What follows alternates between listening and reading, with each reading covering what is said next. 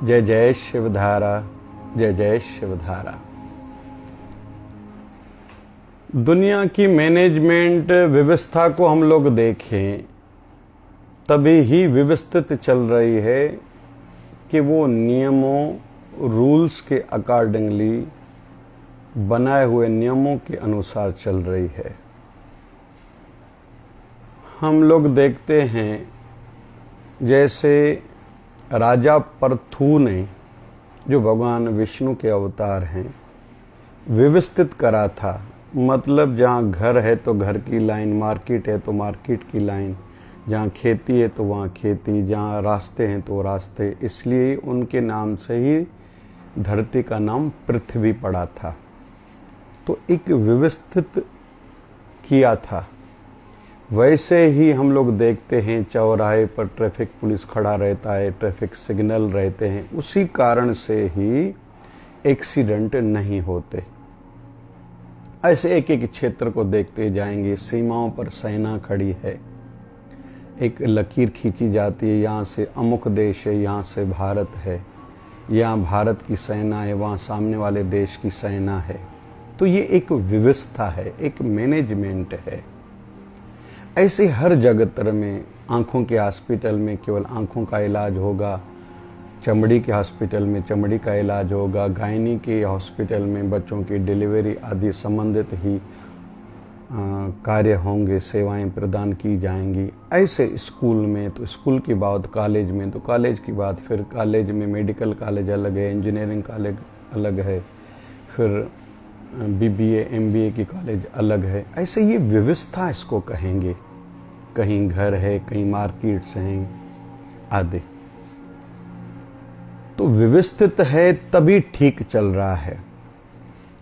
और प्रकृति की ओर देखते हैं, सूर्य अपने टाइम पर उगता है, वैसे कहीं ढलता तो नहीं है। ये पृथ्वी ही चक्कर काटती है। सूर्य जहाँ सामने आता है तो उगते हम लोग देखते हैं, पीछे हो जाता है तो हम लोग कहते हैं ढल जाता है सूर्य। वैसे कैसे कहीं जाता नहीं।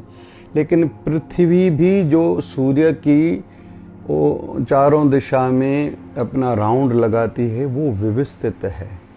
साल में एक बार पूरा राउंड होता है।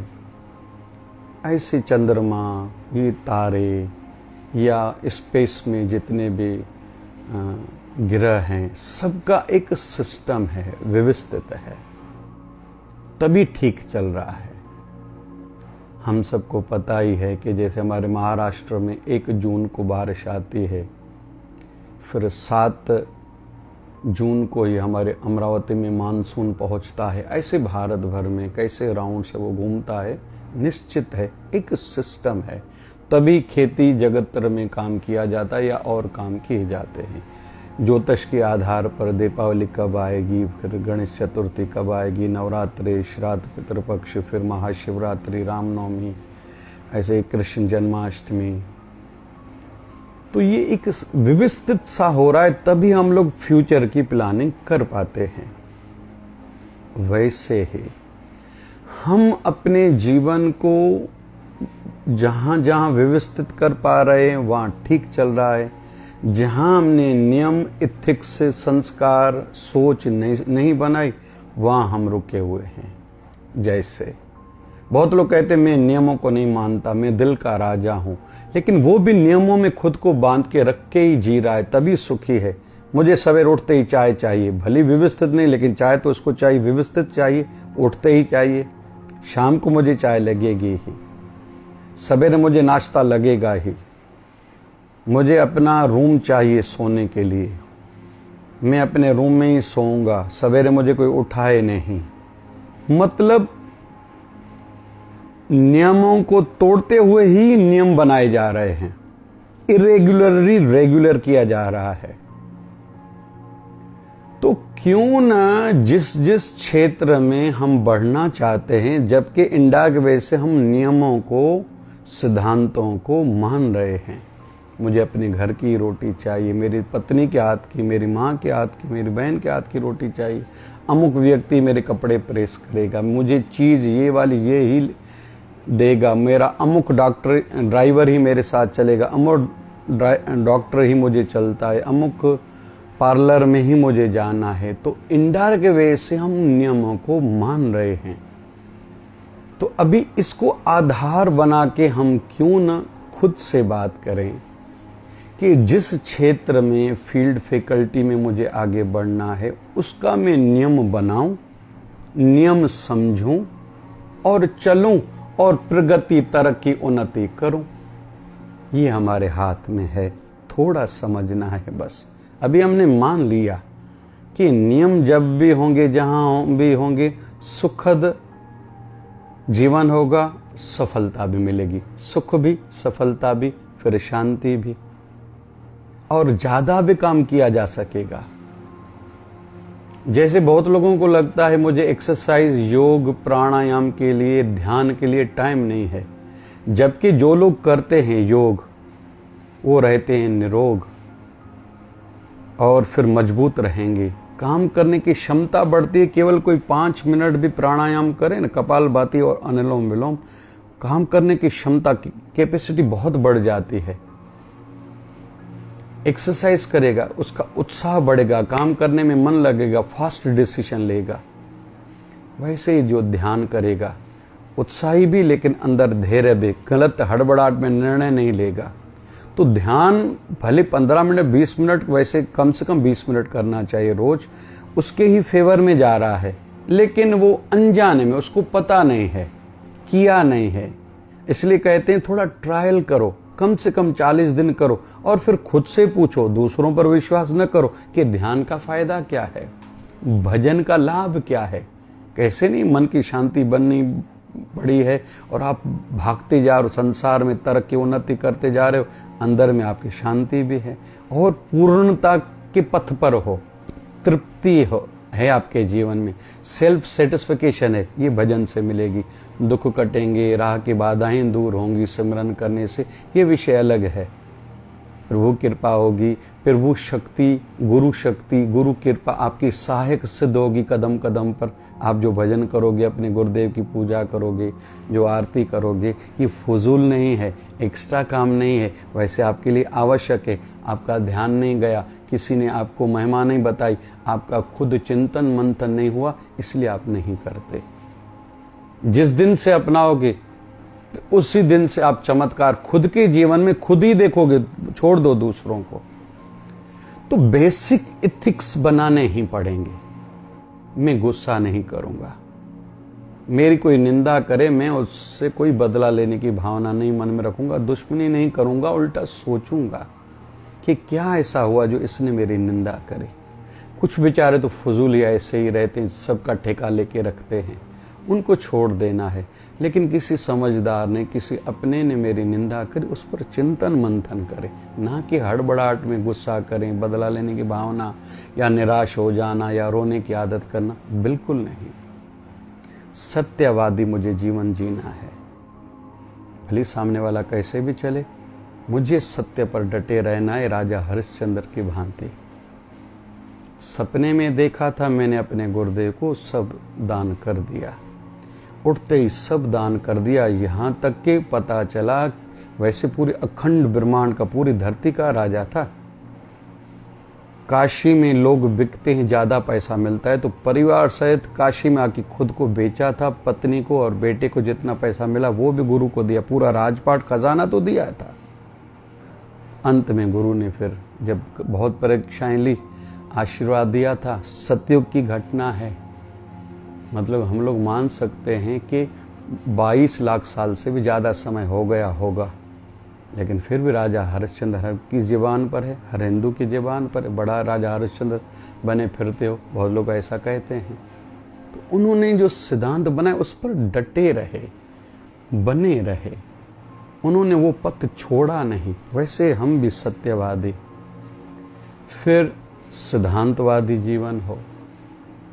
और जो भी शॉर्टकट सोचेगा, गलत रास्ता पहले सोचेगा फिर अपनाएगा, उसका परिणाम बुरा ही दिखाई देगा।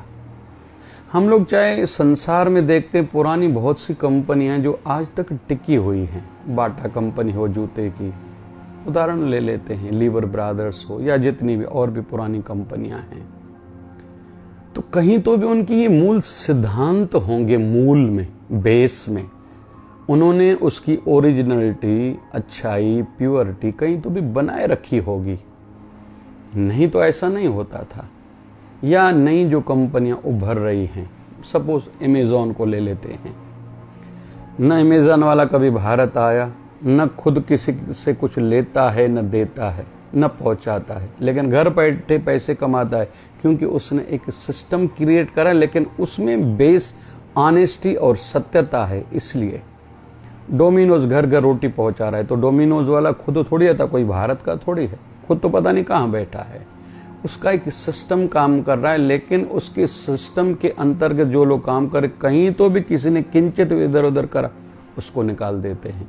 जबकि जो नियम अकॉर्डिंगली चलता है, नियमों के अनुसार चलता है, उसको फायदा है।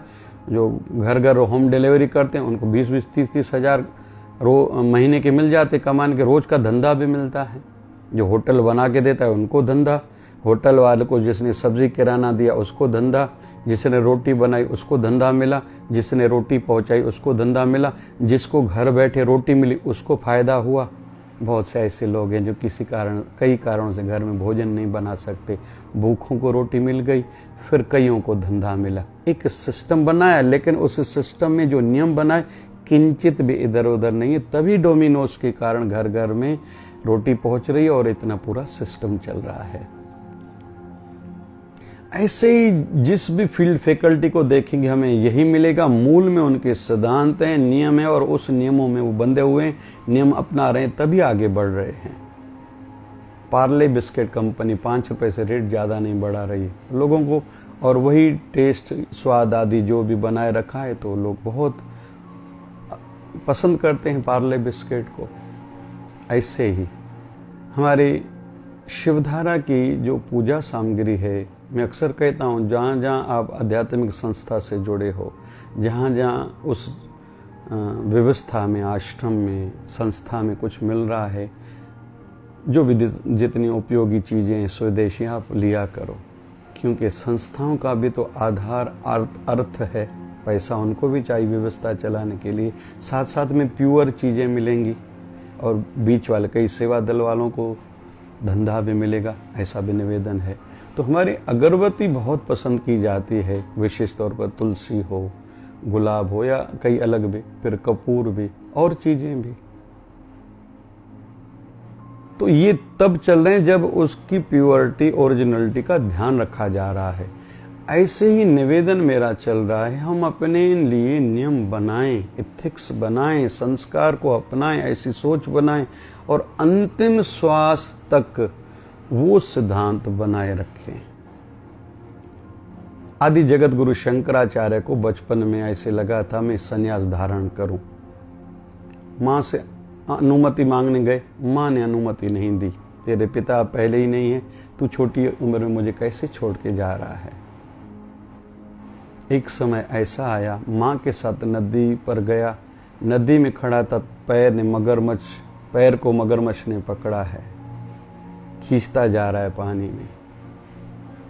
चिल्ला के माँ को कहते हैं, माँ मुझे मगरमच्छ अभी खा लेगा, अभी आप कह दो, अनुमति दो, मैं सन्यासी बन जाऊं।